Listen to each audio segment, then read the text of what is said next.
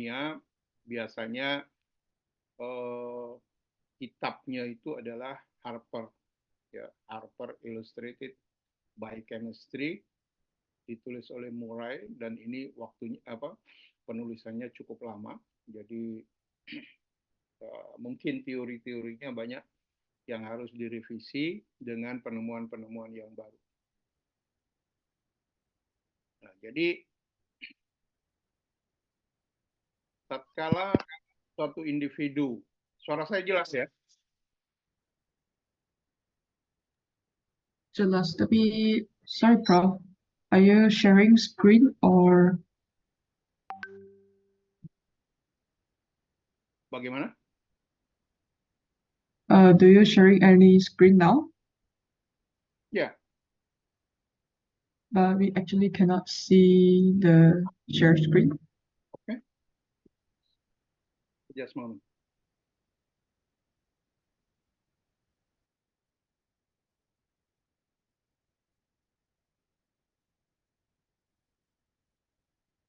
Sorry.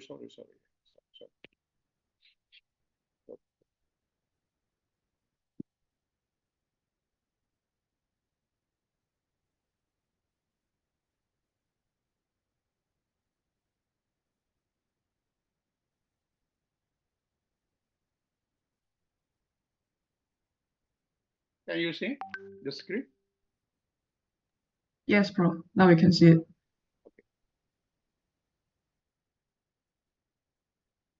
Sorry. Okay, I will start to the enzyme topic. That enzyme is a molecule in the body, all enzyme is a protein, so that why the enzyme is very important in the mechanism, in the metabolism in the body, every individual, because the enzyme is catalyze. Jadi enzim adalah katalisator yang mempengaruhi semua reaksi yang ada di dalam tubuh, baik itu manusia, hewan, tumbuhan maupun yang lainnya. Ya. Nah, bagaimana suatu enzim mulai bekerja?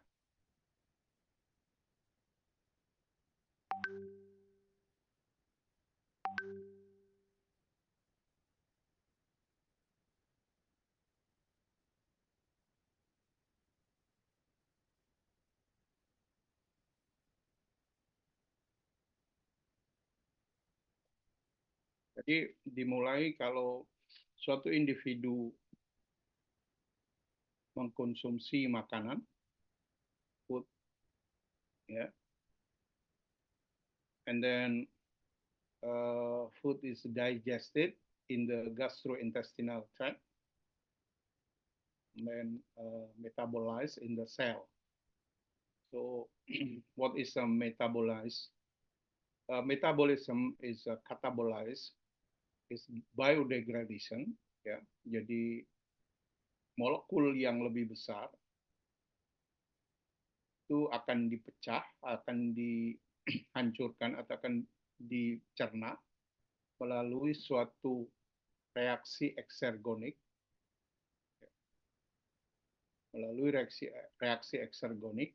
untuk menghasilkan komponen atau bahan senyawa atau untuk menghasilkan suatu energi. Jadi katabolisme atau biodegradation, as example, glukos, ya. Jadi glukosa itu dipecah menjadi CO2 plus H2O dan akan menghasilkan energi, ya, to produce energy. Kemudian anabolism, biosintesis, jadi pembentukan, jadi generation of biomolecules from simple komponen, dari komponen sederhana, ya, biasanya memerlukan reaksi endergonik, di mana di glukosa dirubah menjadi disintesis menjadi glikogen. Jadi kalau katabolisme itu adalah dipecah menjadi suatu energi, Kalau anabolisme disimpan ya, menjadi glikogen. Kemudian di mana peran dari enzim? Proses from cell to be tissues and then to be organism. Di dalam sel itu dihasilkan molekul-molekul yang akan bereaksi secara kimiawi, ya, jadi chemical reaction. And then ya, dari chemical reaction yang biasanya di dalam biokimia, dalam laboratorium, biasanya terjadi di dalam laboratorium, and then speed up a chemical reaction, di mana untuk mempercepat meningkatkan reaksi kimia ini diperlukan suatu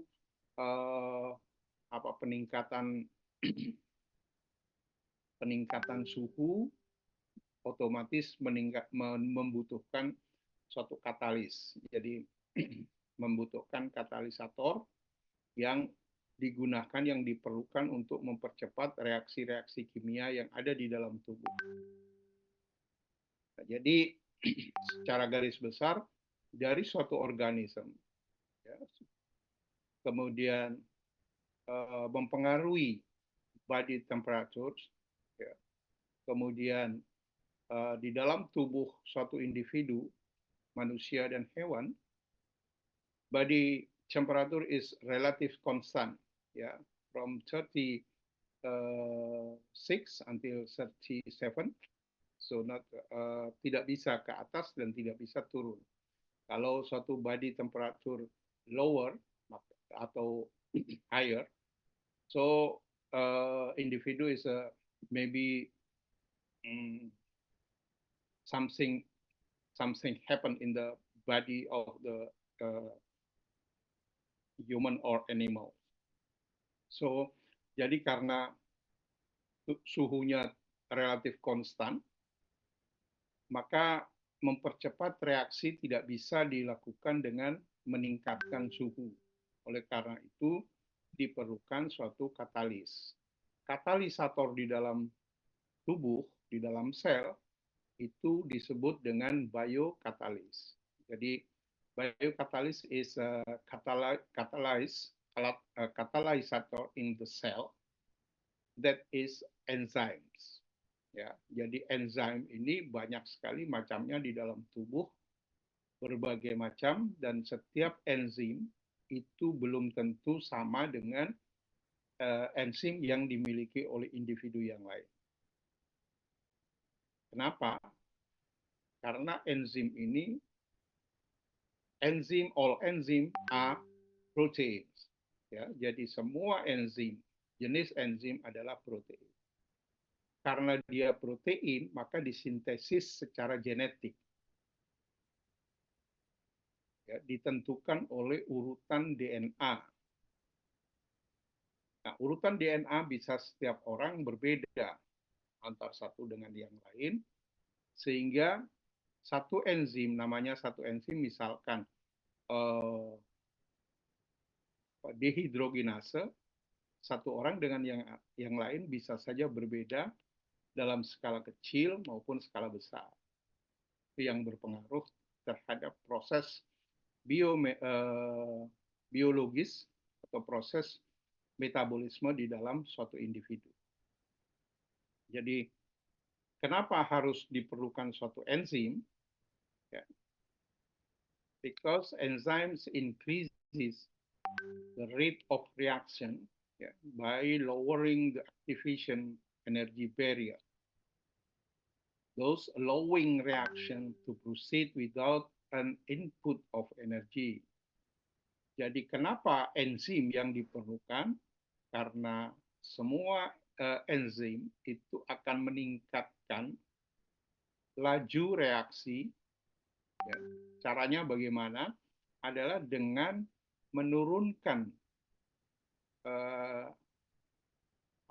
menurunkan barrier energi, aktivasi barrier energi, sehingga menyebabkan reaksi-reaksi itu berlangsung tanpa suatu input energi.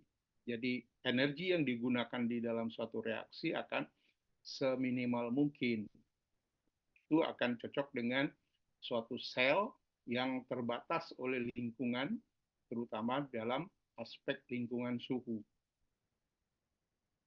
Jadi enzim adalah meningkatkan laju reaksi di dalam semua organisme yang hidup tanpa mengubah energi atau temperatur di dalam suatu reaksi. Nah, jadi ini sudah disampaikan di dalam bioenergetika, di mana suatu keadaan is red color, ya, red color compare with the black color. Jadi grafik reaksi yang berwarna hitam itu tidak digunakan sebuah enzim, ya. Tetapi yang berwarna merah itu suatu reaksi yang sama, tapi menggunakan peran dari enzim. Sehingga di sini terlihat adanya suatu perbedaan energi yang digunakan. Ya, jadi tanpa meningkatkan suhu, tanpa meningkatkan lingkungan yang lain-lain, maka reaksi itu berlangsung dengan baik. Nah, oleh karena itu, nanti saudara-saudara pada waktu praktikum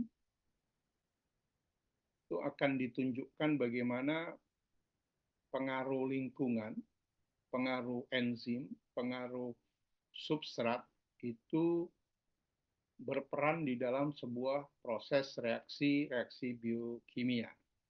Ya, jadi ini nanti akan dipraktekkan bagaimana dia bisa menurunkan suatu energi aktivasi baik antara reaksi yang diberi enzim dan reaksi yang tidak diberi enzim. Jadi apa reaksi yang berkaitan dengan enzim adalah membutuhkan lebih rendah energi aktivasi, ya, EA, kemudian mengurangi waktu untuk mencapai equilibrium. Jadi akan dipercepat waktu yang dibutuhkan untuk mencapai keseimbangan reaksi di dalam tubuh.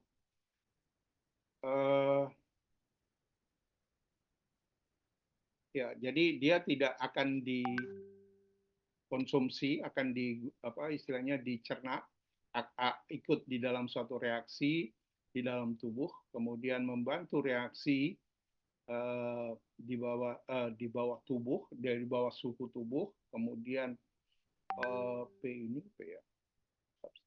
pH dan sebagainya. Jadi ini nanti yang akan dipraktikumkan di dalam laboratorium, bagaimana pengaruh suhu, bagaimana pengaruh pH, kemudian pengaruh substrat dan sebagainya. Enzim adalah suatu molekul yang spesifik, yaitu protein. Jadi kalau ditanyakan apakah enzim berisi karbohidrat, itu salah. Apakah enzim berisi lipid, itu juga salah. Tetapi harus dijawab bahwa semua enzim adalah protein.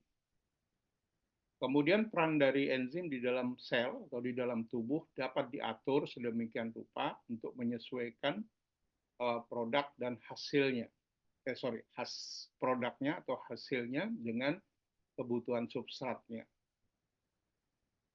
Kemudian tidak mengubah delta G. Delta G itu adalah semacam energi aktivasi pada suatu reaksi kimia. Tidak mengubah posisi equilibrium atau keseimbangan dari suatu reaksi. Jadi enzim the object enzyme work often are called substrate. Jadi subjek dari pekerjaan enzim disebut dengan substrat. Jadi enzim plus substrat akan menjadi sebuah produk. Nah, setiap enzim yang bekerja, ciri dari enzim itu biasanya dinamakan substratnya ditambah ase, ya. Jadi ending the substrate to to ACE. Ya, jadi contohnya adalah amilum. Enzim is amylase. Yeah. Amylum is substrate, ase is enzyme. So meaning is enzyme for amylum. Type of enzyme, jadi semua enzim yang hidup di dalam suatu organisme dibentuk atau disintesis oleh sel itu sendiri. Jadi sel itu akan memproduksi kebutuhan enzimnya melalui DNA yang ada di dalam sel itu. Kemudian kebanyakan enzim dibuat oleh suatu sel ya, individu yang digunakan di dalam untuk sel itu sendiri. Beberapa enzim keluar dari sel, ya, pass out of the cell to be used elsewhere. Jadi nanti akan didigesti, akan dihancurkan. Jadi tidak ada enzim yang keluar tubuh individu kemudian digunakan lagi. Tapi mereka enzim-enzim itu akan didigesti, akan dihancurkan oleh enzim yang lain. Nah, ini bagaimana sistematik pemberian nama dari enzim.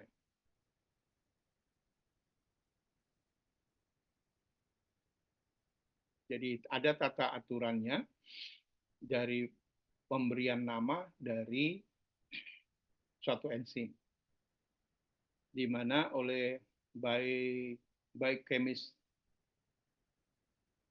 what is this, MBBI, ya, International Biochemistry Organization, ada suatu ketentuan di mana suatu enzim harus diberikan nama kodenya, jadi ada codingnya. Contohnya seperti ini, ATP D-glucose fosfotransferase, codingnya enzim code 2.7.1.2. Ya, ini kodenya. Jadi harus kalau misalkan kita membelikan atau menjelaskan sesuatu tentang enzim, harus diberikan kode nama enzimnya. Jadi ini artinya apa? 2 itu artinya transfer, memindahkan. 7 itu adalah senyawa fosfat. Kemudian ya, 7 adalah senyawa fosfat. 1 adalah ke suatu grup alkohol. Jadi enzyme code 2.7.1.2 meaning is ATP D-glucose phosphotransferase. Jadi ini adalah suatu enzim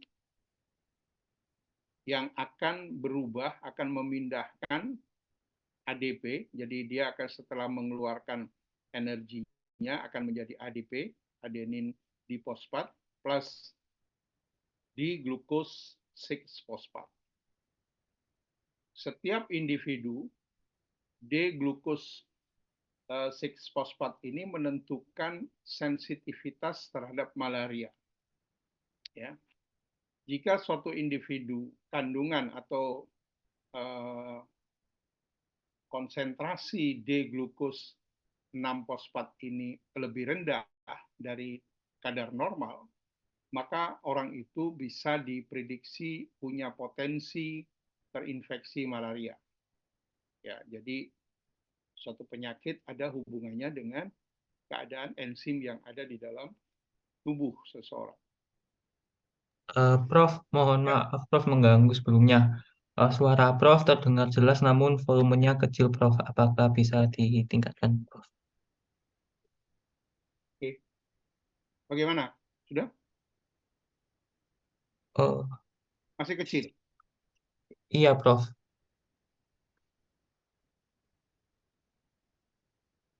Ya, saya pelan-pelan saja. Oke. Jadi untuk common names, jadi nama umum yang biasanya disuarakan oleh bukan disuarakan, dilakukan antar apa ini pengguna enzim. Jadi biasanya menggunakan nama secara umum. Jadi tadi itu memang nama ilmiahnya, ya nama ilmiahnya. Kalau kita menulis di dalam suatu artikel menggunakan suatu enzim harus disertakan code name-nya, ya. Jadi disertakan enzim code. Nah, sementara nama umumnya adalah lebih pendek, lebih gampang dilihat, yaitu EC 2.7.1.2 itu disebut dengan glukokinase. Ya.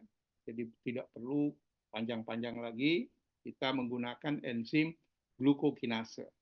Tapi kalau glukokinase ini digunakan untuk menulis karya ilmiah, itu harus disertakan EC 2.1.7.1.2 supaya tidak ada pemahaman yang keliru dengan para peneliti yang lain. Jadi contohnya ada nama yang tidak ada hubungannya dengan reaksi, jadi ditambahkan dengan in, ya. Jadi suffix by in. Contohnya adalah pepsin, kemudian tripsin. Ini adalah enzim-enzim yang sudah memang diberikan nama. Kemudian penggunaan singkatan dari enzim, ya, biasanya umum digunakan di dalam suatu medical, purpose. Contohnya adalah penggunaan LD, ALT, dan ALP. Ya, ini adalah suatu singkatan-singkatan yang berkaitan dengan enzim. Nah, secara umum itu yang tadi seperti saya katakan bahwa ditambahkan ase, diberikan ACE, jadi ase di belakang dari substrat. Contohnya adalah substrate name plus ACE. Jadi substrate-nya misalkan amilum. Ya. Enzimnya apa? Adalah amilase.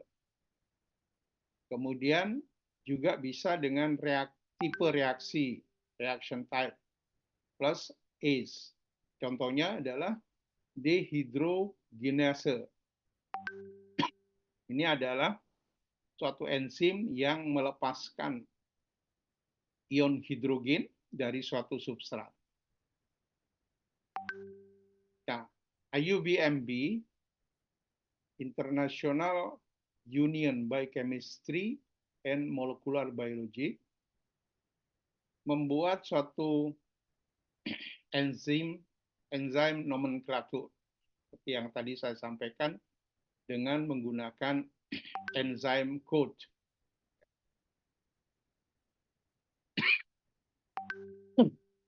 Enzyme code.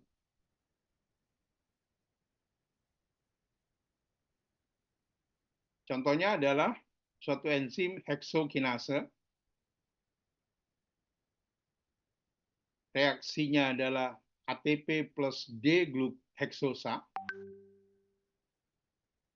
Setelah direaksikan ini, ATP akan menjadi ADP, ya, menjadi ADP, adenin difosfat, dan D-hexose 6-fosfat.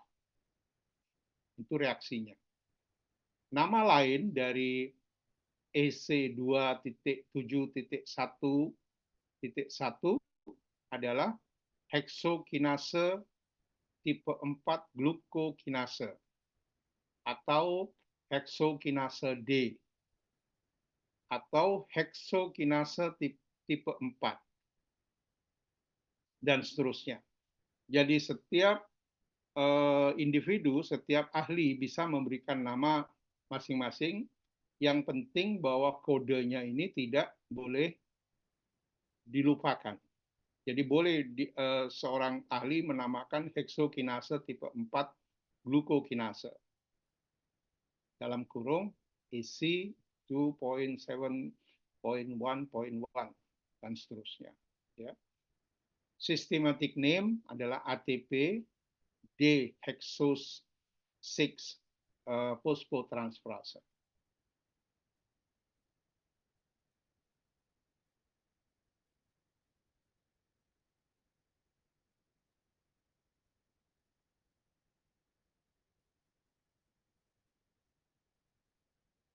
Jadi glukokinase ini banyak dijumpai di liver. Jadi merupakan enzim isoenzim pada liver. Jadi yang bersifat sebagai akseptor untuk menerima ATP fosfat ini adalah glukosa, manosa, fruktosa dan sebagainya. Sementara DATP dapat bersifat sebagai donor.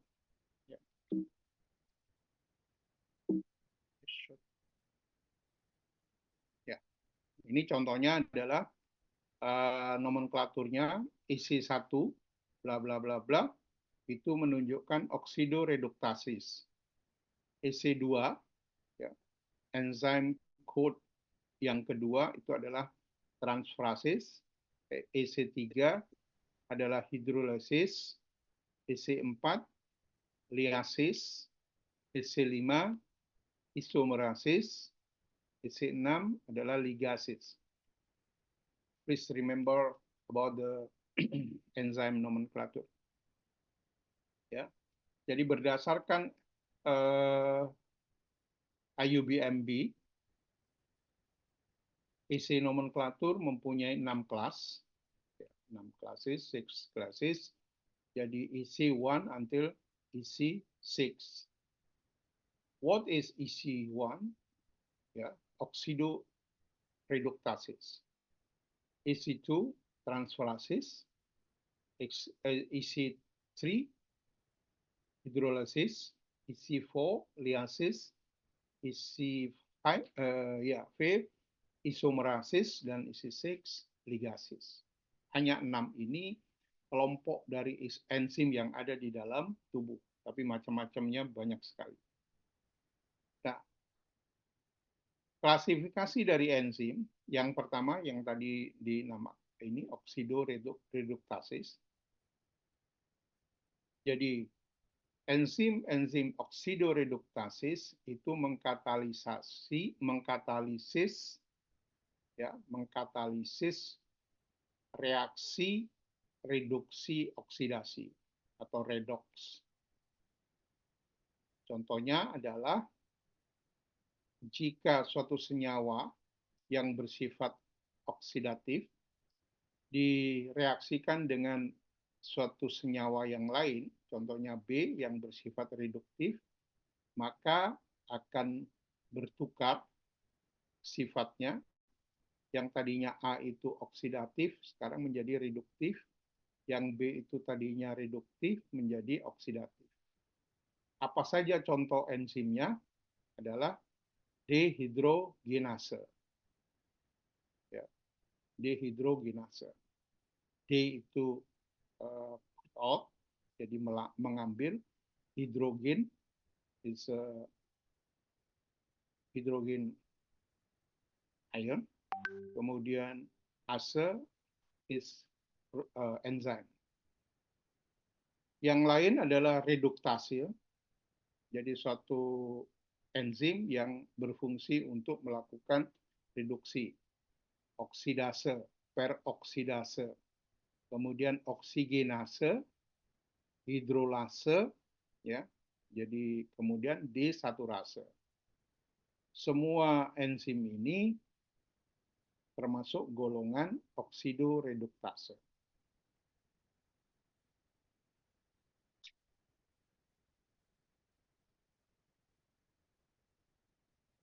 Yang kedua adalah transferase.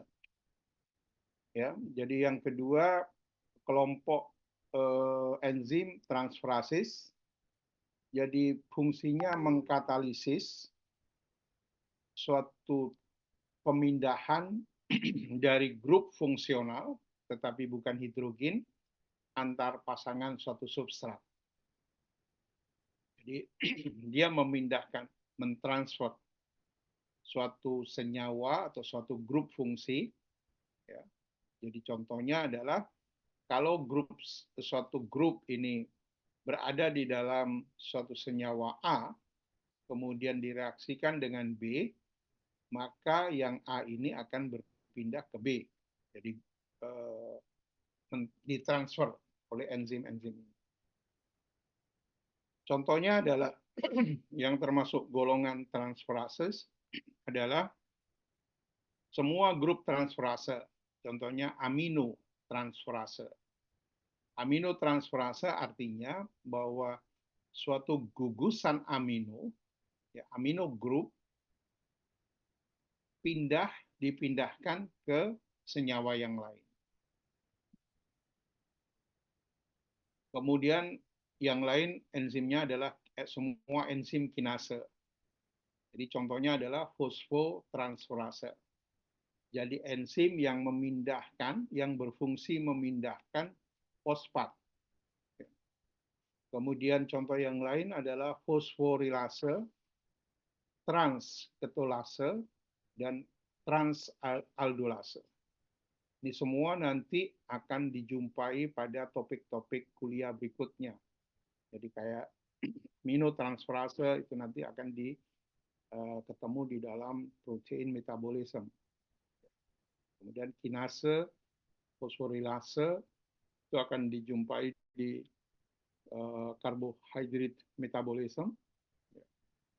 Transketolase, transaldolase itu pada lipid metabolism. Yang ketiga adalah hidrolisis.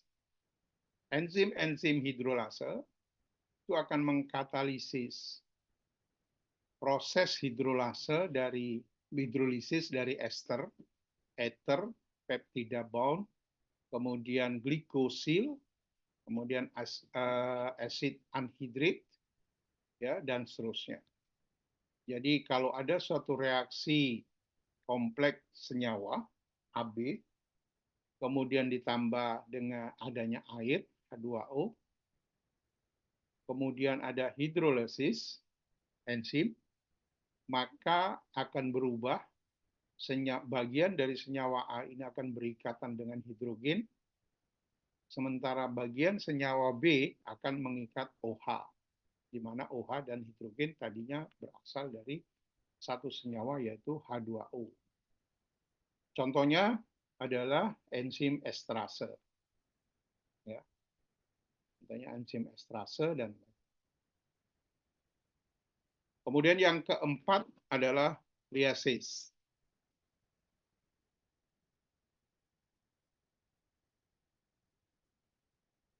Suatu enzim yang berfungsi untuk memecah suatu substrat, ya, memecah suatu substrat dengan mekanisme lain dari hidrolisis.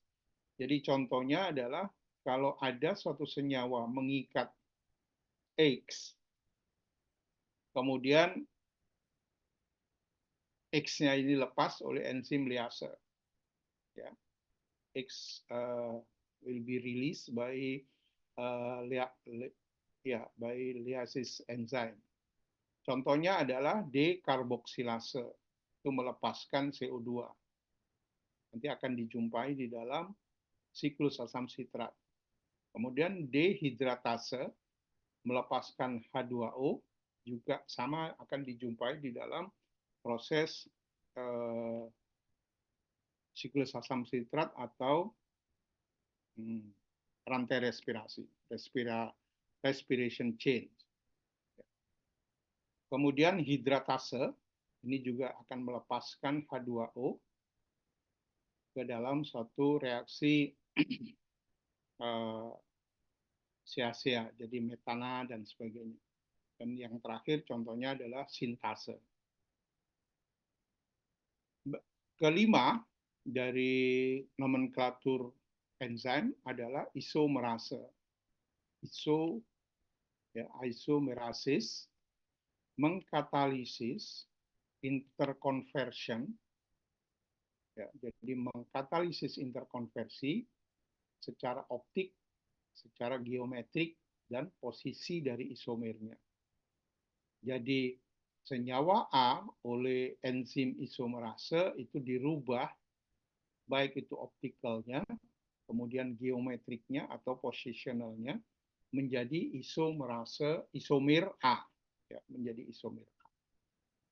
Contoh enzimnya adalah epimerase, di mana monosakarida akan diubah menjadi epimernya, dan seterusnya. Kemudian ligasis, ini adalah kelompok enzim yang mengkatalisis penggabungan dari dua senyawa yang dihubungkan dengan ujung dari pirofosfat di dalam ATP atau senyawa sejenisnya. Jadi kalau A dan B, kemudian ada suatu senyawa A, kemudian bereaksi dengan senyawa B, di mana reaksi ini membutuhkan suatu energi dalam bentuk ATP, maka hasil akhir dari reaksi ini akan menjadi A berikatan A dan B plus ADP. Jadi yang tadinya ATP, adenin trifosfat, to be adenin difosfat plus fosfat inorganik. Jadi ini adalah suatu energi yang dilepaskan dari ATP. Contohnya adalah sintetase, sintetase. Kemudian contoh lagi adalah karboksilase.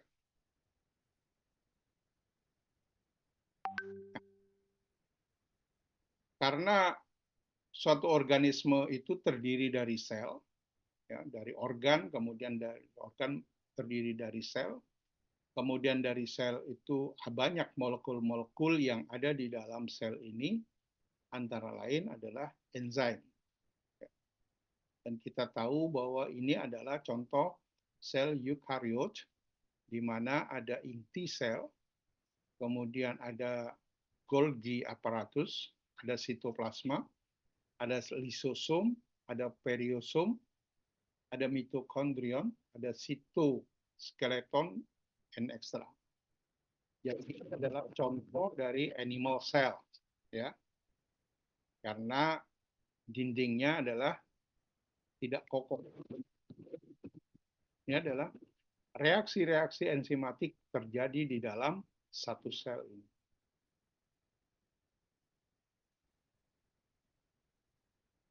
Jadi dari gambaran ini maka bisa dilihat enzim-enzim yang ada di dalam posisi di dalam sel.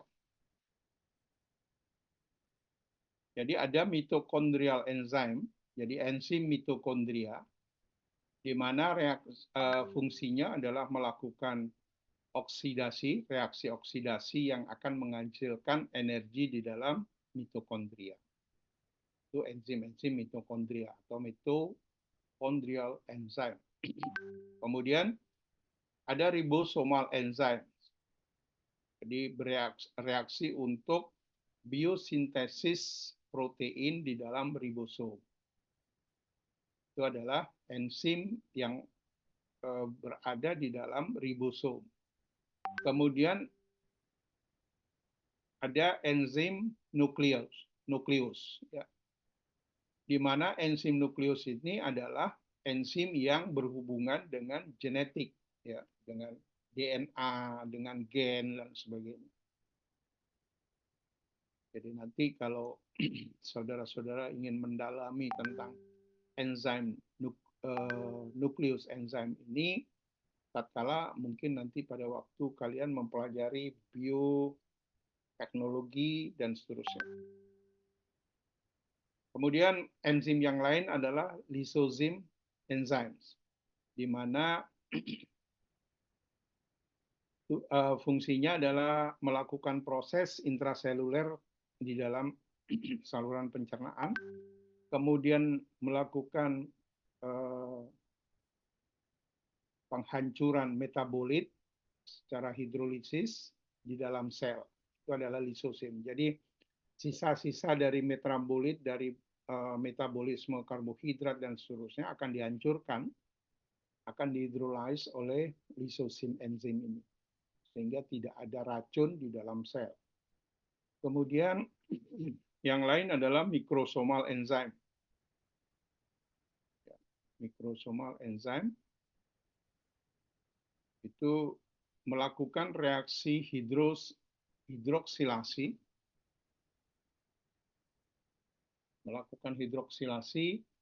di dalam hormon-hormon steroid.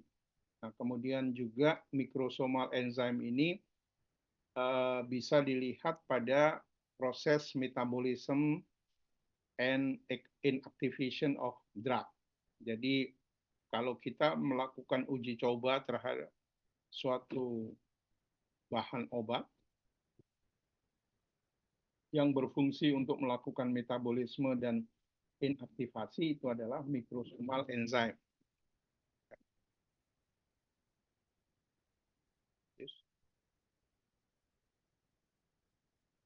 How do enzyme works? Ya, jadi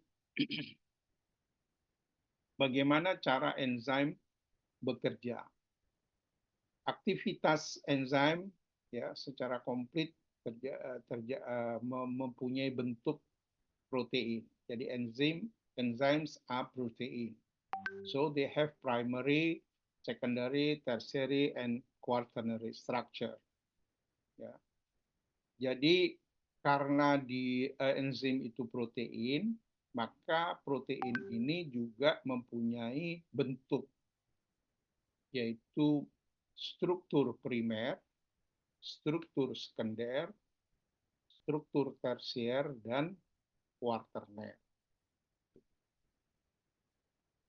Apa saja dari struktur ini bisa dilihat dari bentuk 3 dimensinya.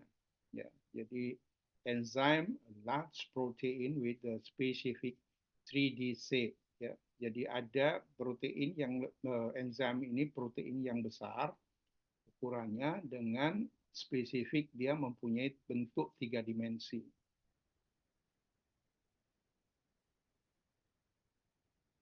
Jadi karena dia merupakan protein, maka di dalam enzim ini juga terdiri dari asam amino. Jadi enzim is composed by amino acids. Ya. Jadi amino acid adalah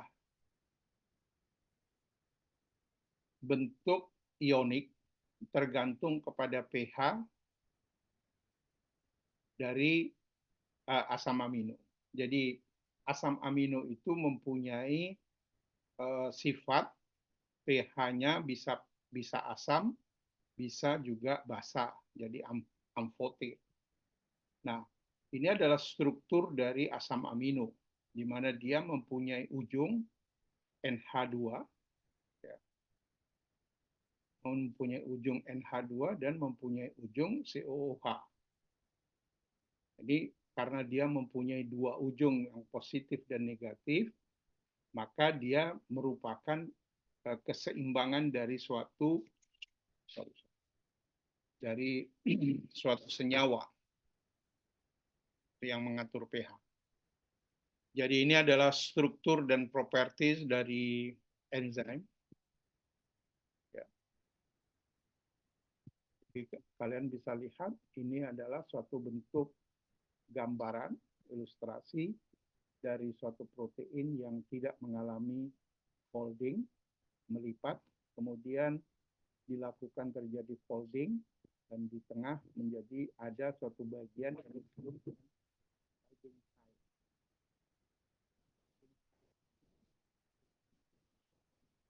substrat.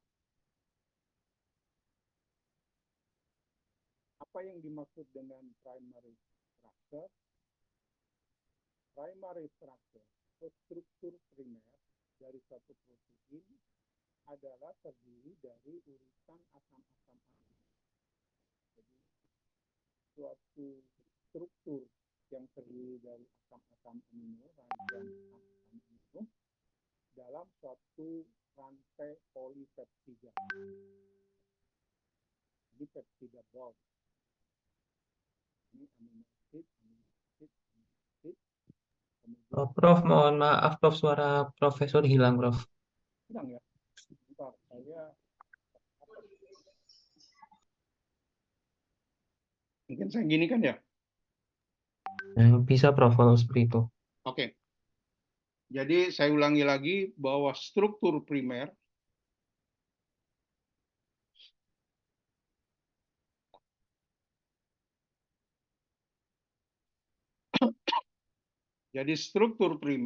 itu adalah suatu struktur yang terdiri dari asam-asam amino.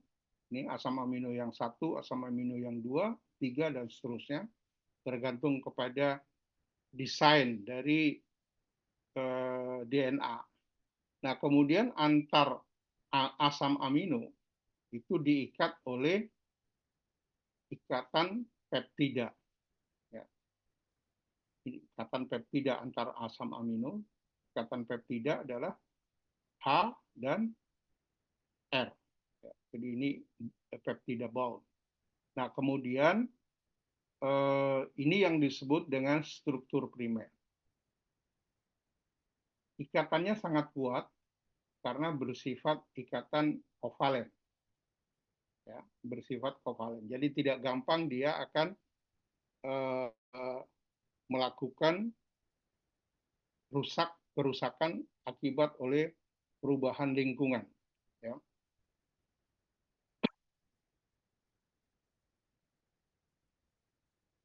Perubahan lingkungan. Jadi artinya bahwa struktur primer ini adalah struktur yang terkuat. Kemudian yang kedua adalah struktur sekunder, secondary structure.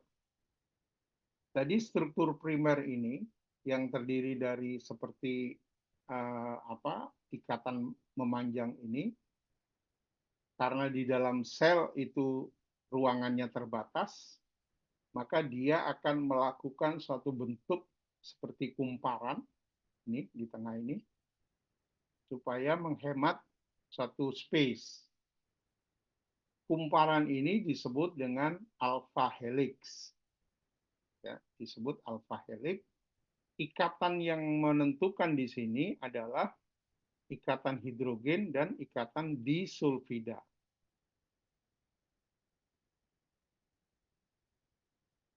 Jadi struktur primer yang mengalami lipatan atau folding itu disebut dengan struktur sekunder. Nah, kemudian selanjutnya jadi ini bentuk imajinasinya dari struktur sekunder, dia akan membuat semacam alpha helix, ya. Kemudian ini bentuk yang lain, tapi umumnya adalah bentuk alpha helix untuk membuat enzim itu menjadi efisien di dalam sel. Nah, kemudian dilakukan oleh ikatan hidrogen antara asam amino yang satu dengan asam amino yang lain. Kemudian ada ikatan disulfida untuk membuat dalam bentuk yang melipat itu ya, folding gitu. Jadi struktur sekunder seperti ini. Jadi ada cirinya alpha helix. Nah, kemudian struktur tersier ini dalam bentuk 3 dimensi.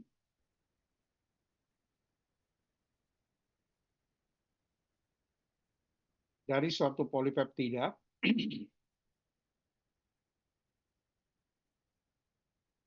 Dan bentuk tersier ini adalah bentuk yang mempunyai fungsi biologis dari enzim atau dari protein. Di mana fungsi dari suatu protein sangat tergantung kepada bentuk struktur tersiernya. Jika ini dirusak, maka aktivitas enzim akan rusak. Ya, jadi enzim itu sangat ditentukan fungsinya oleh bentuk tersier. Kalau bentuk tersier ini, 3 dimensi ini dirusak, mungkin oleh pH, mungkin oleh panas dan lain-lain, maka fungsi dari enzim atau protein itu menjadi rusak. Nah, jadi kalau ingin merusak, ingin menginaktifkan enzim, itu harus dimulai dari struktur tersier, kemudian menjadi struktur sekunder, dirusak lagi di dalam struktur sekunder, dengan cara adalah mengganggu ikatan hidrogen dan sebagainya, terus menjadi struktur primer. Nah, kalau sudah struktur primer biasanya agak sulit untuk melakukan apa itu perusakan atau disrupted di sana. Yang terakhir adalah quaternary structure. Ini contohnya adalah di hemoglobin, di mana struktur protein, ya, struktur protein terdiri dari struktur tersier, kemudian membentuk suatu kompleks senyawa yang kita sebut dengan quaternary structure atau structure quaterner. Ini contohnya adalah di hemoglobin, di mana komposisinya adalah 2 alfa dan 2 beta.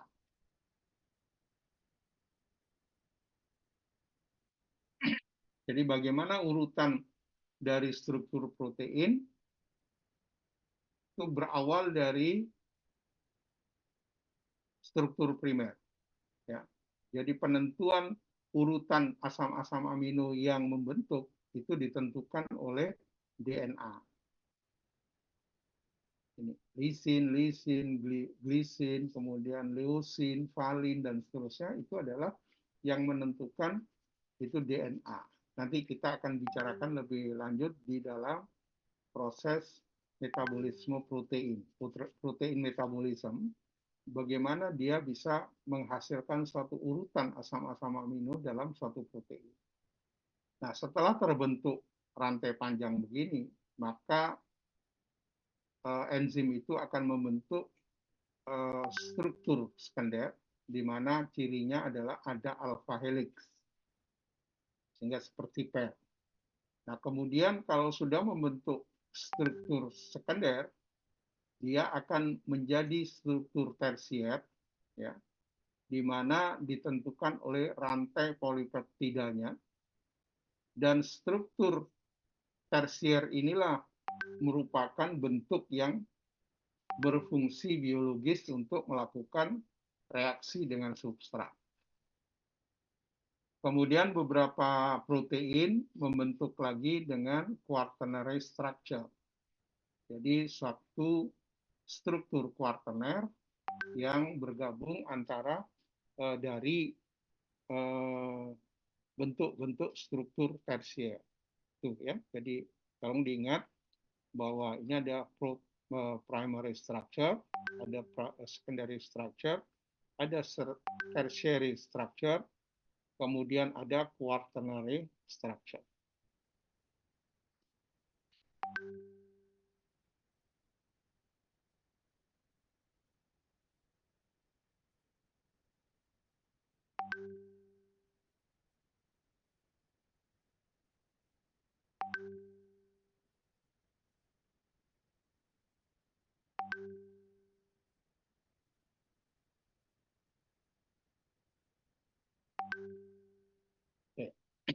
Ini adalah structure dari enzim.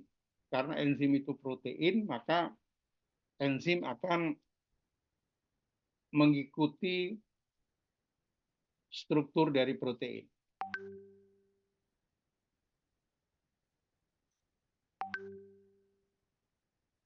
Nah, ini sebetulnya bentuk reaksi biasa dari suatu enzim atau suatu protein. Jadi denaturation of protein itu terjadi ketika ada perubahan dirubah untuk merubah bentuk dari interaksi antara residu yang stabil di secondary, tertiary, dan quaternary. Kemudian denaturasi protein tidak berpengaruh terhadap primary structure. Ya. Jadi kalau ada struktur ini normal, protein normal, kemudian didenaturasi akan terurai menjadi suatu denaturated protein. Kemudian kalau misalkan reaksi balik itu akan menjadi melakukan renaturalization, kemudian menjadi protein normal. Tapi biasanya jarang itu terjadi kalau protein itu sudah rusak, biasanya sudah rusak dan itu akan dikeluarkan dari dalam sel. Ya, ini sama. Bagaimana suatu protein atau enzim rusak itu biasanya dengan apabila terjadi peningkatan temperatur, jadi dipanaskan, kemudian membuat kondisi pH, making of pH very acidic or basic, jadi membuat pH itu sangat asam dan sangat basa. Kemudian menambahkan senyawa organik tertentu atau menambahkan dalam bentuk ion metal, ya, jadi logam berat. Kemudian menambahkan satu agitasi mekanis, jadi diaduk dan sebagainya. Nah, ketika terjadi interaksi antara berbagai residu, ya kemudian dia mengalami kerusakan, nah bisa menjadi globular protein unfold, jadi protein yang tidak mengalami pelipatan dan sebagainya. Kemudian struktur, ya tertiary structure dirusak, kemudian protein tidak bisa aktif lagi melakukan fungsi sebagaimana bentuk 3 dimensinya. Jadi kalau enzim dalam melakukan reaksi enzimatis itu dalam bentuk 3 dimensi, setelah dirusak 3 dimensinya, maka dia tidak bisa melakukan fungsi reaksi enzimatis lagi.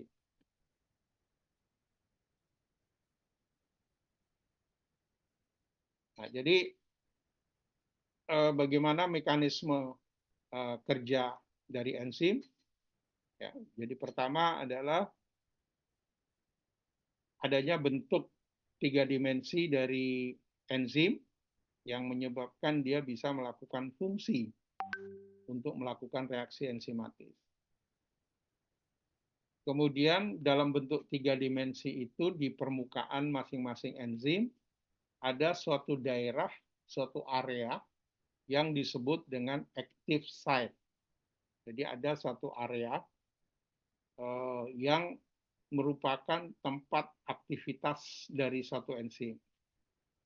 Active site itu berbentuk, jadi dia akan terjadi di situ ikatan antara substrat dengan enzim. Kemudian enzimnya bekerja. Salah satu bentuknya adalah seperti ini.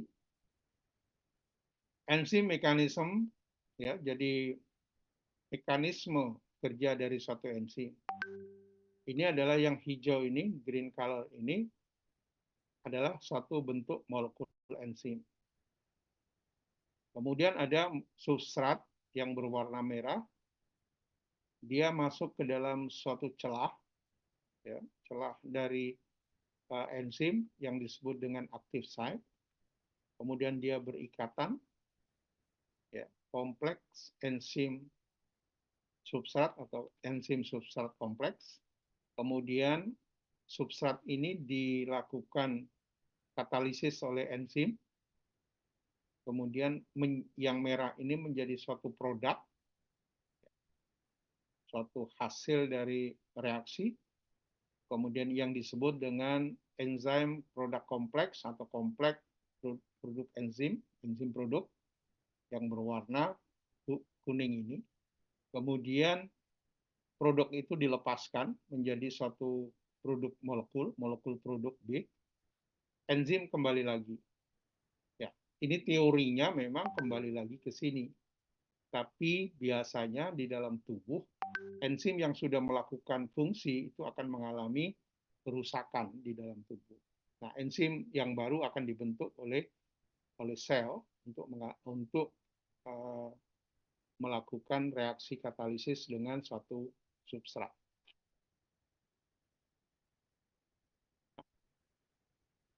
Ada dua teori, ya.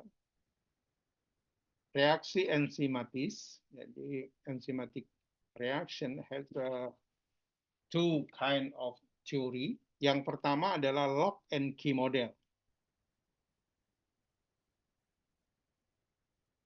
Lock and key model itu bentuk active site-nya sudah sesuai dengan substrat. Jadi yang ungu ini, violet ini, purple ini, dia mempunyai bentuk active site sudah sesuai dengan substratnya. Nah, kemudian dia akan melakukan pengikatan di dalam active site dan substrat, kemudian dia akan menghasilkan suatu produk. Jadi lock and key model itu bentuknya sudah sesuai dengan bentuknya adalah fit antara substrat dengan enzim. Ya. Itu lock and key. Jadi kalian bisa bayangkan, you imagine that's what is this key and lock. Oh, what is this? Jadi gembok, kalau bahasa Indonesianya adalah gembok dan anak kunci. Itu sudah bentuknya seperti itu. Jadi kalau kuncinya berbeda, ya dia tidak akan melakukan reaksi. Demikian juga kalau enzimnya active site-nya berbeda, juga dia tidak akan melakukan reaksi. Itu adalah lock and key model.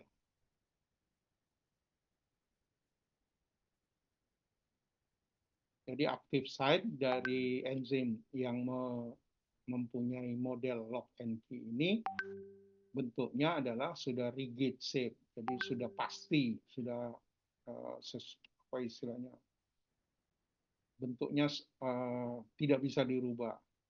Hanya substrat yang cocok dengan bentuknya akan melakukan suatu reaksi.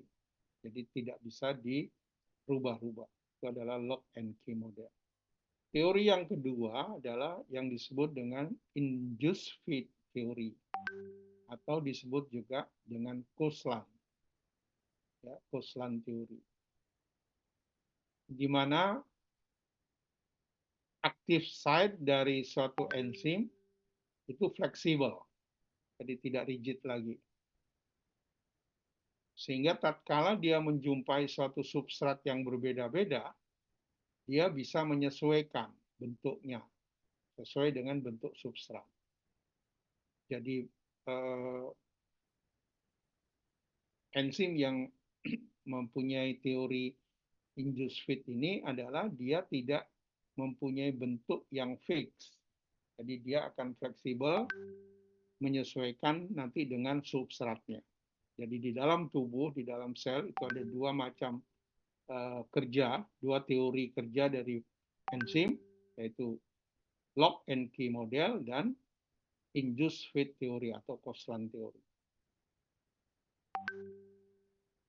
Nah, di dalam reaksi ini reaksi enzimatis,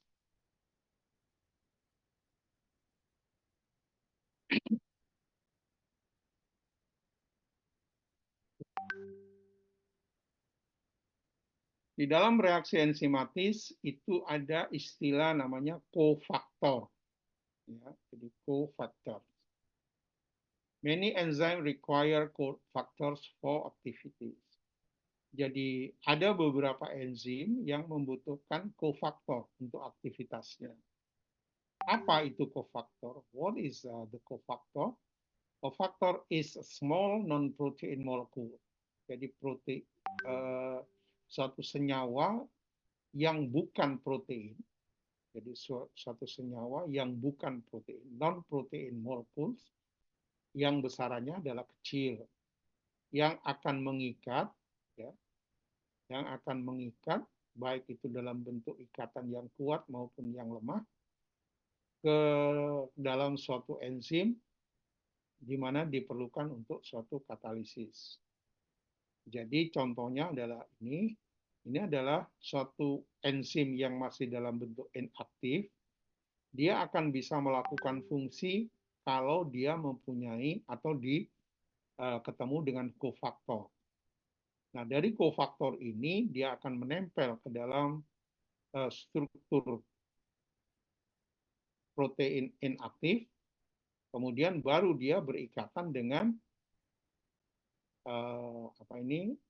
substrat. Jadi ini menjembatani antara teori lock and key dan Goslan. Jadi yang menyesuaikan itu bentuknya adalah kofaktor. Jadi banyak aktivitas katalitik dari beberapa enzim sangat tergantung kepada adanya kofaktor ini. Ya. Jadi ada satu enzim yang tadinya tidak aktif atau inaktif enzim, kemudian ada kofaktor, dia menjadi aktif enzim. Atau sebaliknya, jadi protein itu tidak enzim itu tidak akan berubah menjadi aktif tatkala tidak ada kofaktornya. Jadi tipe dari kofaktor adalah koenzim. Koenzim adalah molekul atau senyawa organik non protein. Jadi molekul organik non protein itu disebut dengan koenzim. Ikatannya adalah kovalen, non kovalen, prostetik dan kosubstrat. Jadi tipe kofaktor itu ada dua macam, yaitu koenzim, dan essential ions. Jadi ion-ion esensial.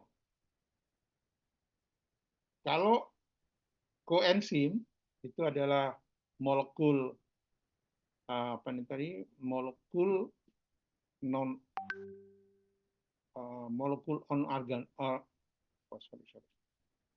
Jadi kofaktor adalah organic non protein molecules, jadi koenzim ya. Jadi non organic molekul. Nah, itu dibagi dua, ada dua macam, yaitu kosubstrat di mana ikatannya lemah, gampang lepas, dan prostetic group. Jadi dia berikatan dengan suatu prostetic group sehingga ikatannya menjadi kuat. Kofaktor yang lain yaitu essential ion, dia akan bisa berikatan dengan aktivator ions, di mana ikatannya adalah lebih lemah. Kemudian ada ikatan yang lain yaitu metal ion yang disebut dengan metalloenzyme, ikatannya lebih kuat. Jadi tolong diingat, kofaktor itu ada dua macam, yaitu koenzim yang penting, kemudian ada ion-ion esensial. Koenzim itu terdiri dari kosubstrat dan prostetic group. Sementara essential ion itu terdiri dari aktivator ions dan metal ions yang disebut dengan metalloenzyme. Nah, sekarang kita lihat koenzim.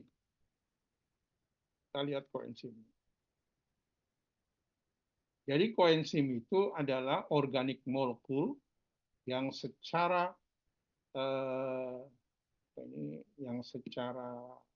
temporary berikatan menjadi apoenzim.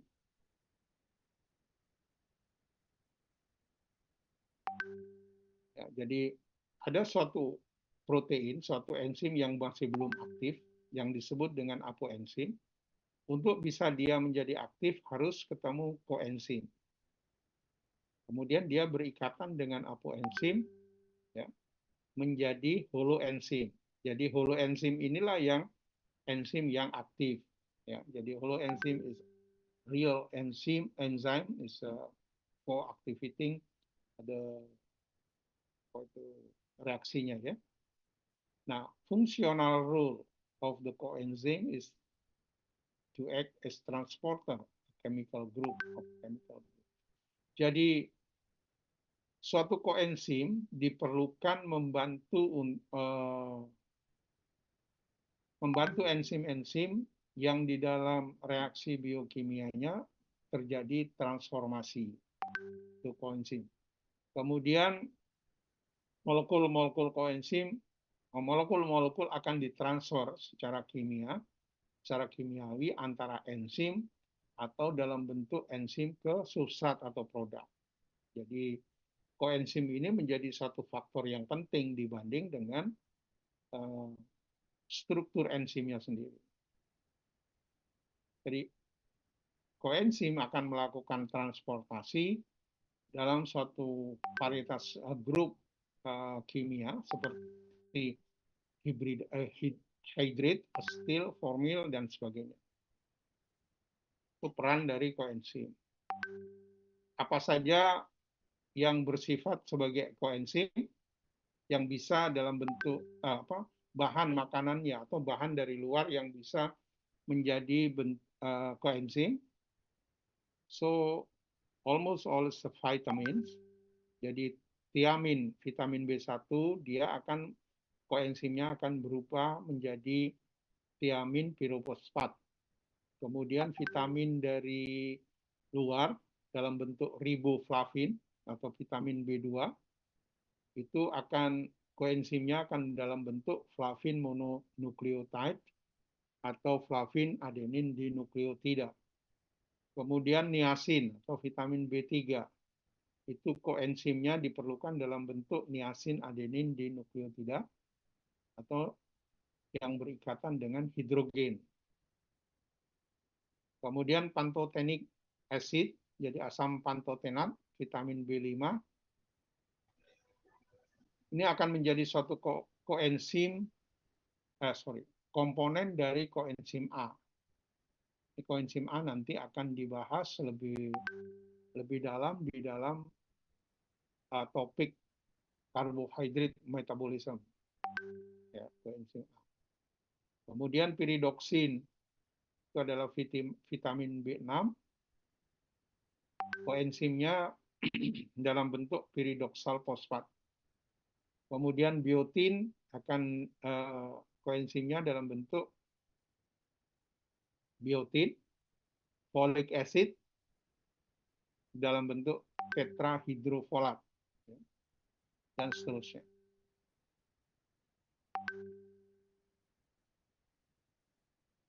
Nah, kemudian ada istilah proenzim atau zimogen. Jadi enzim itu mempunyai bentuk inaktif ya sebagai prekursor dari suatu enzim. Itu yang disebut dengan proenzim atau zimogen. Nah, proenzim atau zimogen itu memerlukan suatu perubahan biokimiawi ya, seperti reaksi hidrolisis ya, di mana akan menampilkan atau akan mengubah active site, ya, jadi konfigurasi dari active site dirubah untuk bisa menjadi suatu active enzyme. Jadi proenzim atau zimogen ini dalam bentuk inaktif, jadi enzim yang inaktif. Untuk bisa menjadi enzim aktif diperlukan perubahan-perubahan biokimia di dalam struktur dari zimogen itu. Kenapa harus ada proenzim atau zimogen di dalam tubuh? Jadi kenapa? Nah, itu disebabkan karena tubuh harus melindungi dari suatu enzim yang aktif. Jadi to protect body organs. Jadi baru akan diaktifkan proenzim ini tatkala memang diperlukan fungsinya. Kalau tidak, dia akan memakan, menghidrolisis, mendisrupted organ-organ atau sel-sel yang ada di sekitar situ. Ya, jadi terutama adalah to protect body organs. Kenapa harus ada proenzim. Contohnya apa? Adalah pepsinogen yang ada di dalam saluran pencernaan. Untuk bisa mengaktifkan pepsinogen, itu diperlukan asam, ya, diperlukan ion H atau H ion, atau proteolytic enzyme. Ya, jadi diperlukan proteolytic enzyme di mana akibatnya pepsinogen atau proenzim dirubah menjadi pepsin,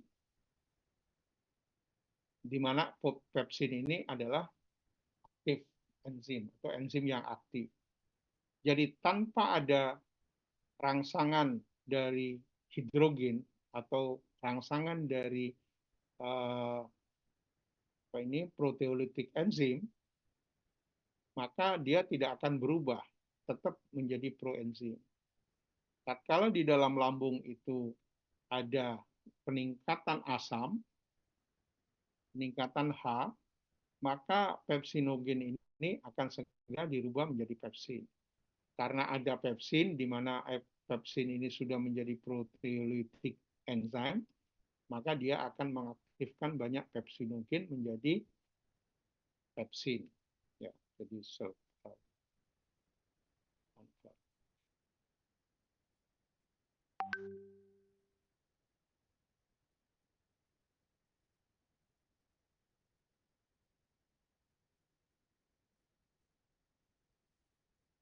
ya, jadi ini isoenzim.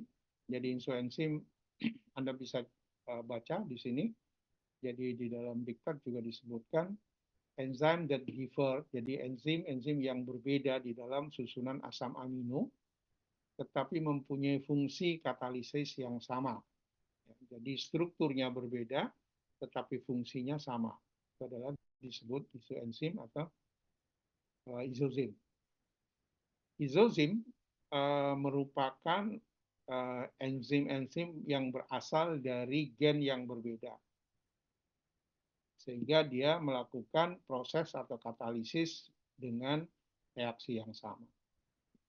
Jadi tadi saya katakan, saya sampaikan bahwa walaupun enzim itu sama, tetapi dari individu yang berbeda, itu bisa saja susunan asam aminonya berbeda, meskipun fungsinya sama. Jadi tidak bisa kita samakan bahwa semua individu pasti. Jadi kalau misalkan laktat dehidrogenase enzim, setiap orang mempunyai struktur yang sama. Itu sangat tergantung secara genetik. Bagaimana enzim itu dibentuk di dalam individu masing-masing. Ya, contohnya itu adalah laktat dehidrogenase enzim. Sehingga isosim itu ada 5 isosim dari LDH. Jadi ada 5 bentuk. 5 bentuk. Ini isosim 1 ada 4 ya. Ini 4 komponen. Kemudian isosim 2 ada 3 yang berwarna biru plus 1M. Kemudian isosim 3 ada 2H, ya, ada 2H dan 2M.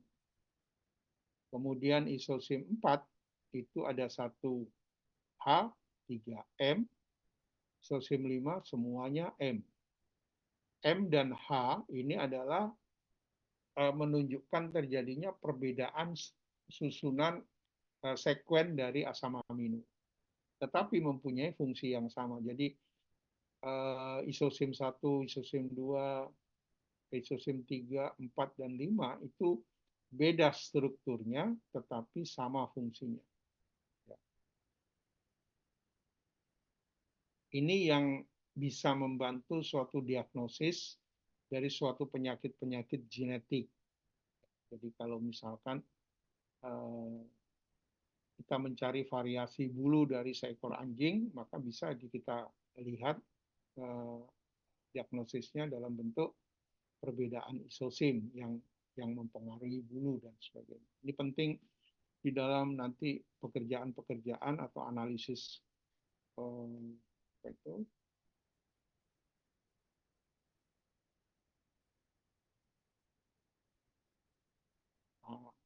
itu yang mencari perbedaan di dalam suatu genetik, ya, di dalam analisis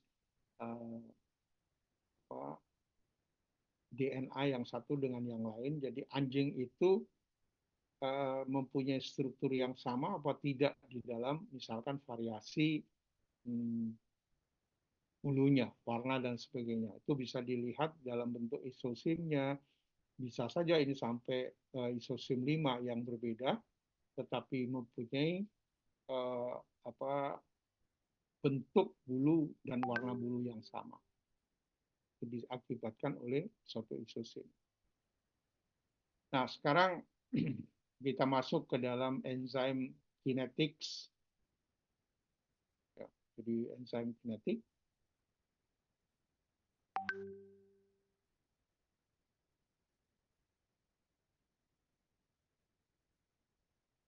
Jadi kita tahu tadi bahwa enzim is protein. Its activity is affected by environmental condition. Ya, jadi enzim itu karena protein, jadi aktivitasnya dipengaruhi oleh kondisi-kondisi lingkungan. Apa saja kondisi itu? Contohnya adalah pH. Suatu enzim pasti akan mempunyai pH optimum. Kemudian yang kedua adalah temperatur. Pasti enzim itu akan mempunyai suhu optimum. Kemudian adanya kofaktor atau inhibitor, ya, dalam bentuk garam-garam molekul. Nah, kemudian kondisi lingkungan yang lain adalah kofaktor anorganik. Contohnya adalah magnesium.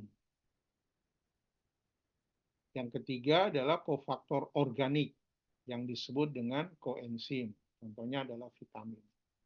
Ini semua faktor-faktor lingkungan ini akan berpengaruh terhadap aktivitas enzim yang kita akan hitung dengan melalui enzim kinetik. Ya.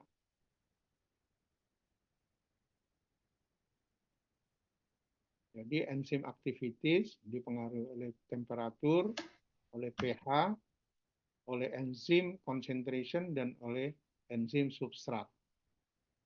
Yang terakhir adalah oleh aktivator.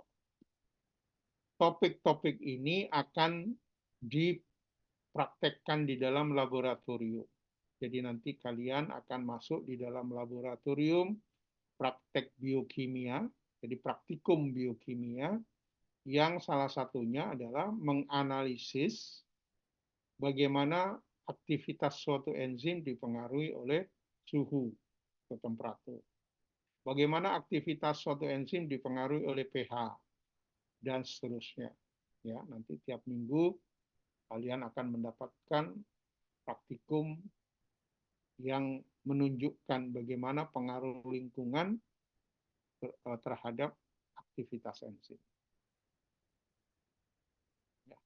Ya, gitu. Nah, ini contohnya. Jadi suatu enzim akan mempunyai pH optimum. Ini contohnya adalah pepsin mempunyai pH optimum lebih rendah dibanding dengan tripsin, di mana tripsin lebih tinggi. Ya, jadi kalau pepsin itu berada di pH optimum pH 2. Kemudian tripsin itu mempunyai pH optimum pH 8. Nah, dari sini bisa kita lihat lingkungannya bahwa pepsin itu berada di lambung. Di sana ada HCl, ya, asam lambung. Jadi pepsin itu harus bisa aktif dalam suasana asam. Sementara tripsin itu ada di traktus digestivus bagian belakang atau bagian bawah dari manusia, di mana usus, intestin, dan sebagainya mempunyai pH lingkungan sekitar di atas pH normal.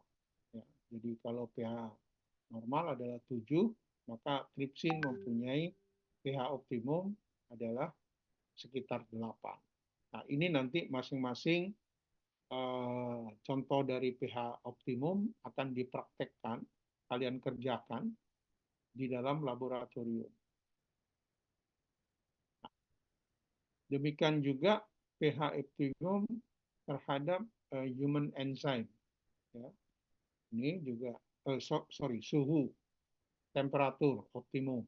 Jadi kalau misalkan ada suhu yang mempunyai suhu optimum sekitar 20, ya sekitar 30-an. Ini biasanya berasal dari human enzyme. Kemudian ada juga enzim yang mempunyai pH optimum yang lebih tinggi, sekitar 80 derajat Celcius. Ini biasanya dimiliki oleh enzim-enzim bakteri termofilik. Biasanya di bawah laut, dia bisa tahan terhadap suhu yang sangat tinggi. Nah, kemudian enzim-enzim ini dibuat suatu aktivitas penelitian, kemudian dengan berbagai macam konsentrasi enzim, ini pengaruhnya konsentrasi enzim terhadap suatu reaksi kimia. Nah, jadi bagaimana suatu enzim konsentrasi, jadi enzim concentration terhadap aktivitas. Jadi active site dari suatu enzim dapat digunakan kembali dan kembali, istilahnya berulang-ulang. Nah, kemudian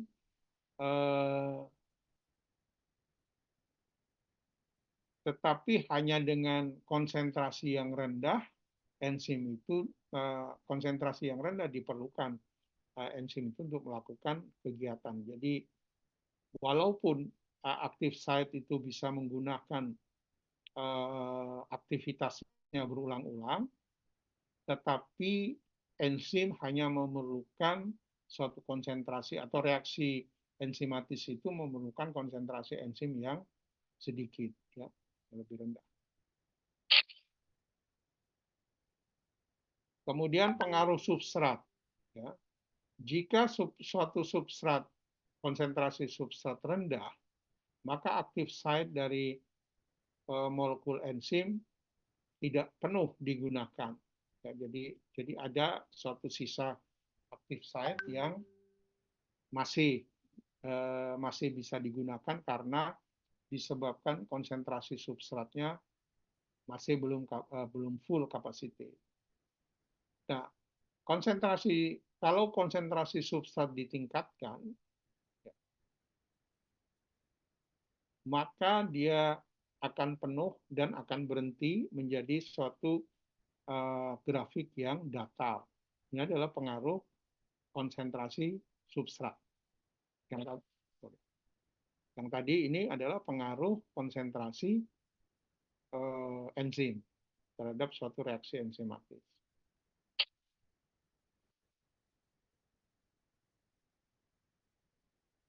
Jadi apa kesimpulannya? Bahwa peningkatan konsentrasi substrat tidak akan meningkatkan laju reaksi, sebab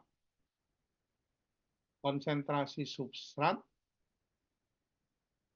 menjadi suatu faktor penghambat. Jadi artinya bahwa sebelum konsentrasi substrat itu memenuhi suatu titik tertentu, maka reaksi itu masih berlangsung dengan normal. Tetapi kalau substrat ini diteruskan, ditingkatkan konsentrasinya, maka substrat itu akan menjadi faktor penghambat dan reaksi enzimatisnya akan berhenti. Ini adalah pengaruh konsentrasi substrat. Nah, contohnya ini adalah pengaruh konsentrasi enzim. Ya. Jadi kalau T0, nah ini T0, T1, T2, ini pada saat pengambilan sampel dengan waktu yang berbeda, itu hasilnya juga berbeda. Walaupun nanti di dalam suatu titik tertentu kejenuhan, maka dia akan menjadi satu garis, satu titik dari berbagai macam ini. Jadi ini adalah reaksi konsentrasi enzim yang berbeda. Jadi konsentrasi 1, konsentrasi 2, konsentrasi 3. Nah, pada waktu pengambilan pada T1 itu hasilnya berbeda, T2 berbeda, kemudian pada saat TX ya bisa sama hasilnya. Ya, jadi grafik hubungan antara kecepatan rata-rata pada T0, pada T1, T2 dengan jumlah enzim. Ya. Jadi ini adalah 1 unit, 2 unit, 3 unit, dan seterusnya.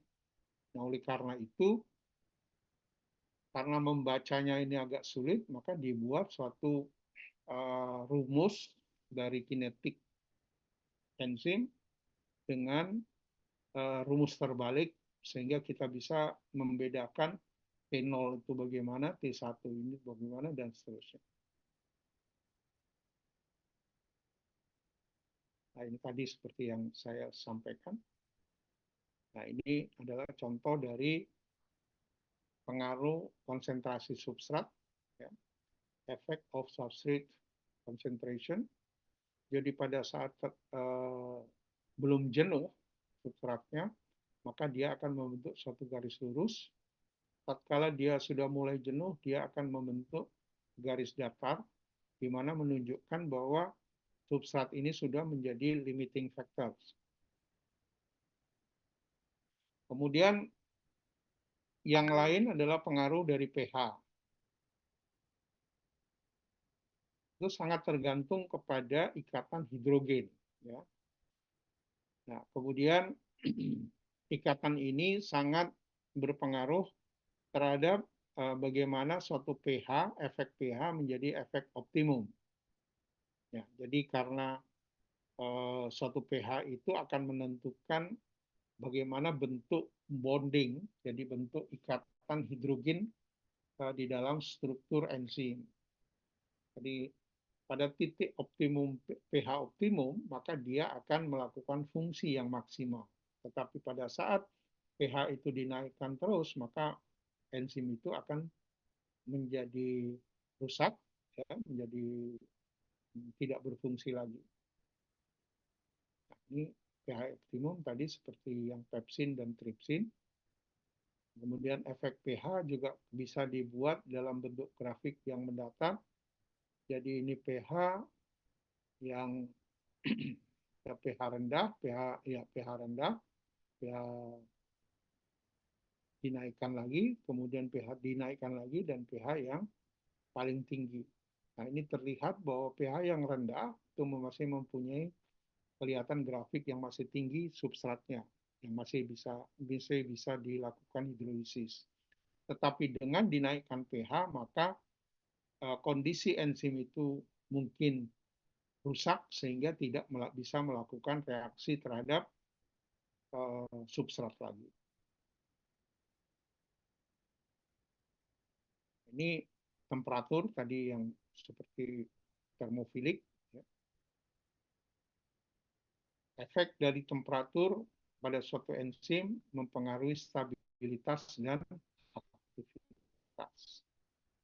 Jadi reaksi-reaksi kimia akan berlangsung secara cepat dengan meningkatkan suhu karena adanya peningkatan suhu, jadi menyebabkan molekul-molekul yang ada di dalam reaksi, di dalam suatu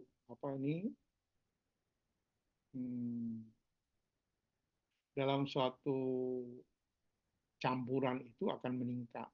Tetapi apakah suhu bisa terus-menerus dinaikkan? Itu bisa kita lihat dari sini. Jadi pada waktu T0 ini tidak berpengaruh terhadap perubahan pH apapun. Semua enzim yang akan dilakukan perbedaan suhu mempunyai kecepatan yang sama. Tapi pada waktu T2, pada waktu pengambilan tertentu, itu sudah ada perbedaan. Jadi kalau dikatakan berapa suhu optimum dari enzim ini, pada T1, maka suhu optimumnya adalah 70 derajat pada T1. Tapi kalau T2, kita tanyakan berapa suhu optimum dari enzim ini, adalah pada suhu 50 derajat Celcius. Jadi sangat tergantung bagaimana kita mengambil sampel, mengambil hasil reaksi itu terhadap perubahan suhu optimum. Jadi pada waktu ditanyakan berapa suhu optimum dari suatu enzim ini, maka sangat tergantung kepada kita melihat waktunya kapan. Oke? Jadi kenapa virus, kenapa bahan-bahan kimia, bahan-bahan protein itu akan lebih tahan lama kalau dia disimpan di suhu yang paling rendah. Disebabkan karena struktur protein, struktur enzim yang ada di dalam mikroorganisme atau di dalam molekul itu tidak akan berubah. Nah, kemudian inhibitor atau penghambat dari kerja suatu enzim, ada dua tipe inhibitor. Yang pertama adalah competitive inhibition. Jadi inhibitor yang bersifat kompetitif. Kemudian ada tipe inhibitor yang lain adalah non-competitive inhibition. Nah, kalau competitive inhibition, jadi inhibitor kompetitif itu bersifat reversible. Jadi bisa kembali. Ya, bisa kembali. Tetapi kalau non-competitive inhibition itu biasanya irreversible inhibitor, jadi non-kompetitif. Tetapi ada beberapa inhibitor yang mempunyai fungsi atau mempunyai bentuk yang bersifat non-kompetitif. Jadi kalau ditanyakan inhibitor apa yang bersifat non-kompetitif, itu jawabannya ada dua, yaitu inhibitor kompetitif atau competitive inhibition. Sorry. Jadi kalau ditanyakan inhibitor yang reversible itu apa saja? Yaitu jawabannya pasti satu, kompetitif inhibitor. Yang kedua, ada enzim yang non-kompetitif tapi bisa bersifat reversible. Tapi kalau ditanyakan inhibitor yang irreversible, itu pasti non-kompetitif. Jadi kalau yang irreversible itu pasti non-kompetitif, tapi kalau irreversible itu adalah kompetitif dan non-kompetitif. Kalau ditanyakan bahwa bagaimana kompetitif enzim kompetitif inhibitor adalah pasti reversible. Ya, pasti reversible. Tapi kalau ditanyakan apa saja yang non-kompetitif inhibitor, itu bisa reversible inhibitor, bisa irreversible inhibitor. Itu pemahamannya begitu. Nah, kompetitif inhibitor, jadi kompetitif inhibitor itu pasti bersifat irreversible.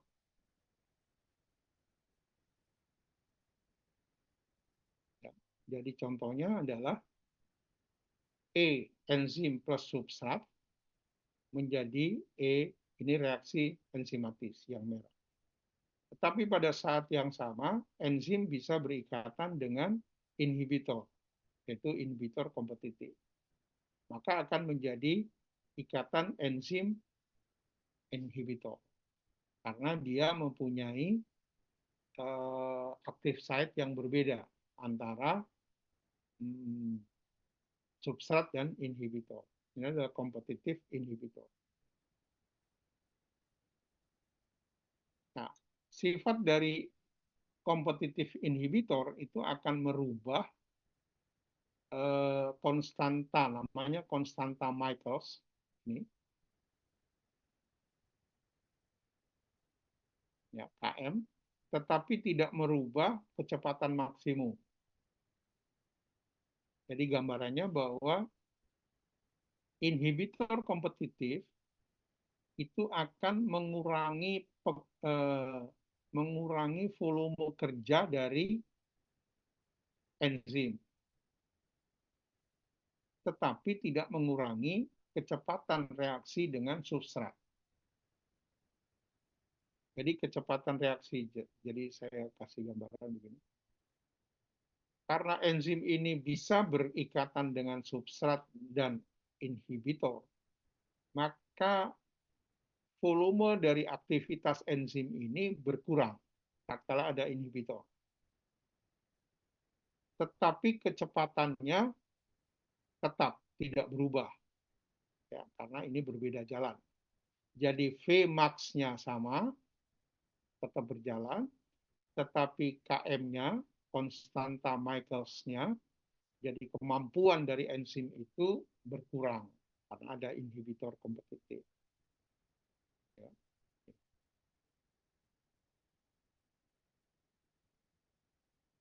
Bagaimana mekanisme inhibisi dari inhibitor kompetitif?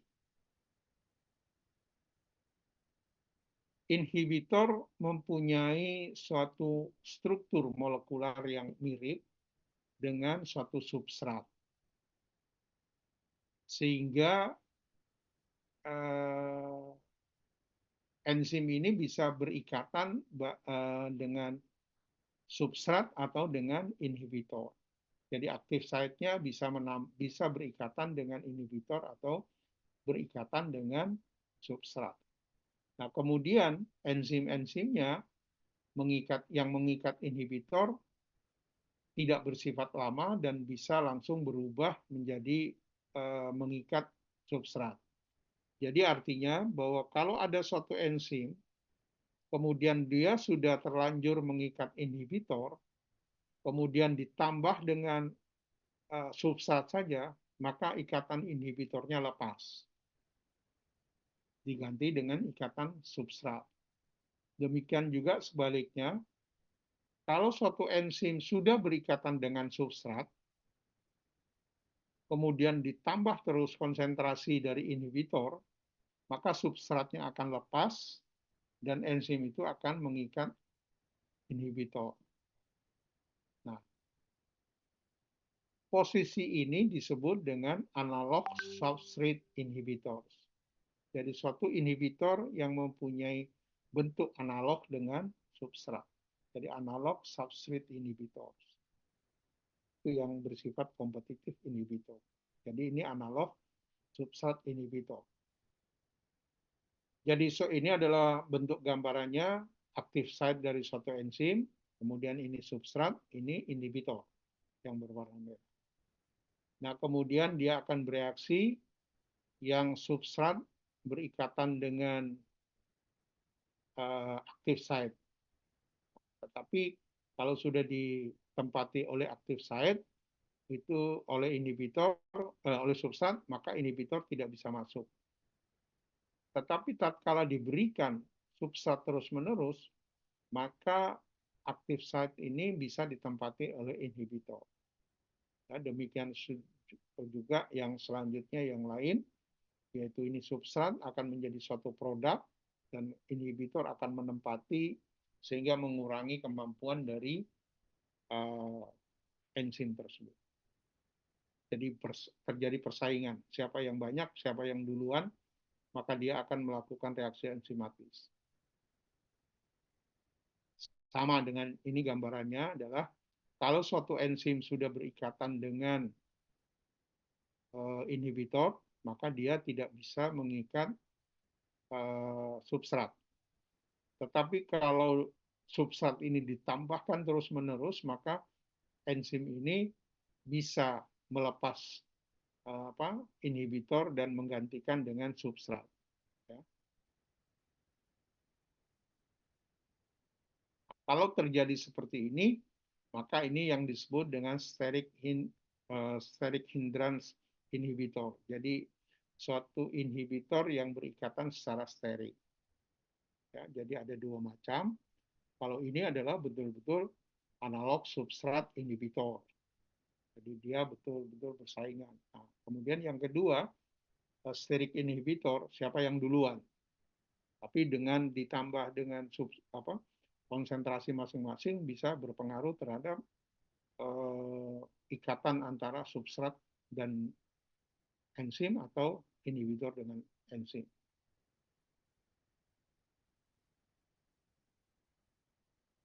Ini pemahaman terhadap inhibitor non-kompetitif reversible.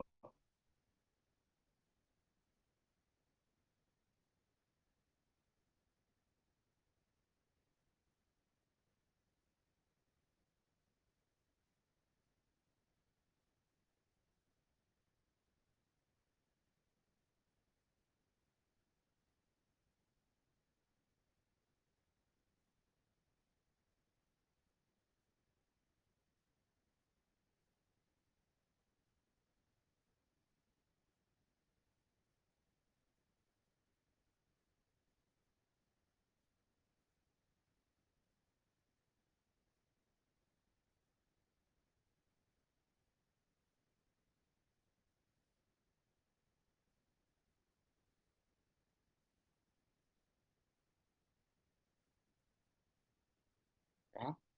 Jadi reversible non-competitive inhibitor adalah suatu inhibitor yang efek dari inhibitor ini tidak dapat dihilangkan oleh karena peningkatan substrat yang reversible.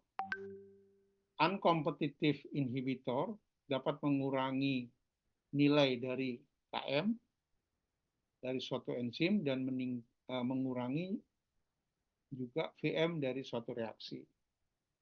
Inhibitor tidak inhibitor ini tidak mempengaruhi substrat mengikat enzim, ya. Jadi tetap dia melakukan. Nah, kemudian inhibitor ini dapat mengikat enzim-enzim bebas dan kemudian menjadi enzim kompleks enzim substrat. Jadi contohnya adalah kalau uncompetitive inhibition, jadi suatu substrat, suatu enzim yang mengikat substrat itu tidak akan menghalangi suatu enzim ini berikatan dengan inhibitor karena bentuk aktif site-nya berbeda. Itu adalah reversible non-competitive inhibitor. Kalau irreversible non-competitive inhibitor, reaksi enzimatik yang terhambat atau inhibiting enzymatic reaction itu dilakukan oleh ikatan enzim yang bersifat irreversible.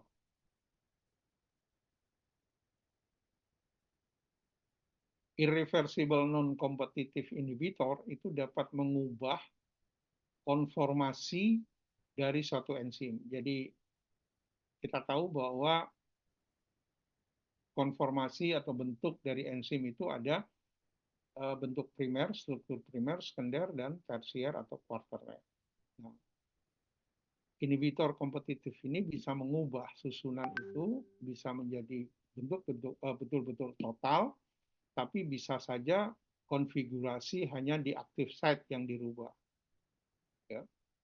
Kemudian sisa enzim ini tidak dapat mengikat suatu inhibitor yang tersisa sebelumnya. Jadi contohnya seperti ini.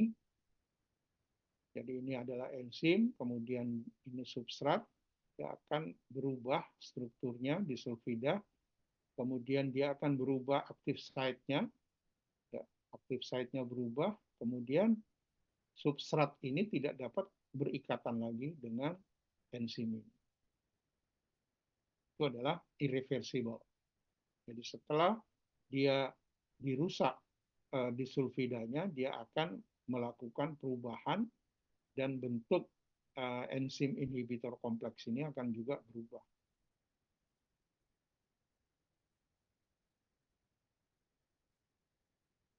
Oke, ini adalah cara mengukur level enzim untuk diagnosis klinis.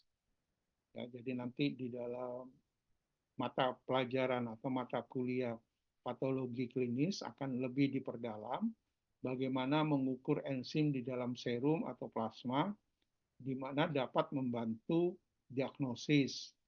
Jadi suatu jumlah enzim yang terikat di dalam suatu plasma itu diukur. Jadi enzim yang di dalam plasma dibagi menjadi dua grup, fungsional plasma enzim, jadi enzim-enzim plasma yang berfungsi, dan yang kedua adalah non-fungsional plasma enzim. Kalau fungsional plasma enzim, dia mempunyai fungsi fisiologis di dalam plasma. Jadi substrat dari enzim adalah di dalam plasma.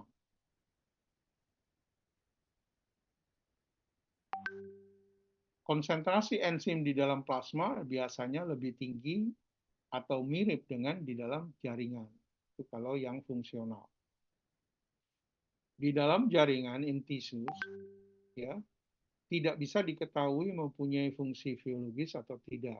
Jadi oleh karena itu diukur di dalam plasma. Contohnya apa? Enzim apa? Adalah lipoprotein lipase. Jadi kondisi tubuh dalam bentuk mengukur lipoprotein lipasenya di dalam plasma. Karena diukur di dalam sel-sel hepar itu tidak bisa.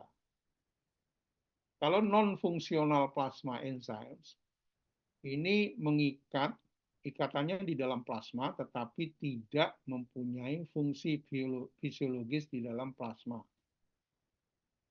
Enzim ini mempunyai fungsi fisiologis ya di luar plasma. Adanya di dalam plasma disebabkan karena difusi pasif, jadi passive diffusion. Contohnya adalah enzim-enzim yang berasal dari eksokrin. Kemudian yang kedua disebabkan karena normal destruction. Jadi intracellular enzymes itu ada di dalam plasma, kemudian dia jadi di dalam jaringan, kemudian dia mengalami destruksi, kemudian masuk ke dalam plasma.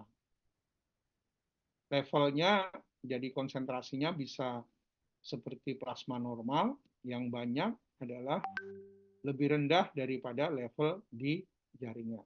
Jadi kalau ditemukan non-functional plasma enzyme itu biasanya lebih rendah dari yang di jaringan. Jadi bisa dikalikan lagi lebih tinggi untuk mengukur di jaringan. Nah, ketika ada kelebihan kerusakan jaringan, maka enzim-enzim yang di luar sel ya akan masuk ke dalam plasma. Oleh karena itu, pengujian enzim plasma non-fungsional di dalam plasma akan membantu konfirmasi diagnosis. Contohnya apa? Ini contoh. Contohnya adalah enzim-enzim yang sebetulnya tidak harus ada di dalam plasma, tetapi dia dijumpai di dalam plasma. Itu kemungkinan ada kerusakan atau gangguan di dalam liver, ginjal, dan sebagainya. Oleh karena itu, enzim bisa digunakan untuk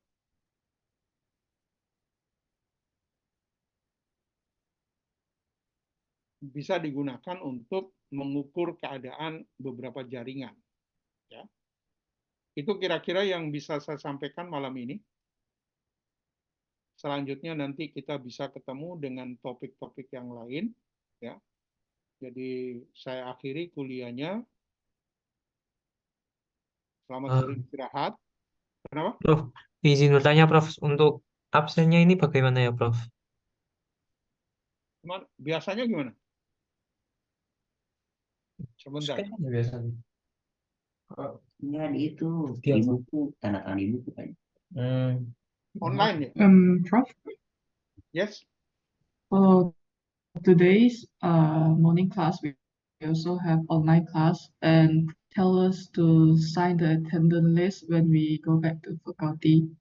So maybe for the class C, you guys can do it as well. Like maybe tomorrow when you go back to faculty, then you sign the attendance list. Have you signed absent in the what is this digital sign? No, No, not yet. no, because Okay, the morning.bmo just tell us to sign in the list okay, physically. okay. Maybe you sign in the what is it paper, yeah, in the absence paper, and then when we meet again next, I don't know, next week, I will sign in there. Okay. Because tomorrow I will not go to campus.